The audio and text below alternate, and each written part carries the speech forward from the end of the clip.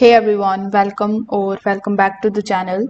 In today's video, we are diving into AI generated music. Is it just noise or actually good enough to replace the real artists? Let's just break that down in this video. So first of all, we need to understand what is AI music.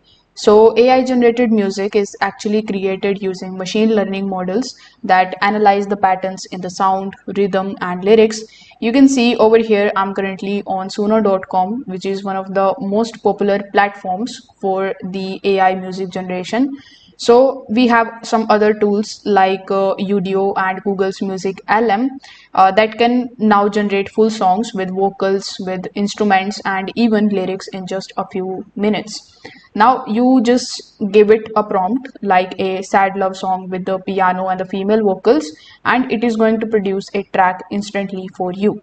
Now you must be wondering how good it is actually. So it is surprisingly good, especially for the background tracks or the lo-fi beats or the mood music. The melodies are often catchy, the mixing sounds polished, and the voices can sound real. But here is the catch: the emotional depth, the storytelling, and the subtle imperfections that make human music feel personal is still missing.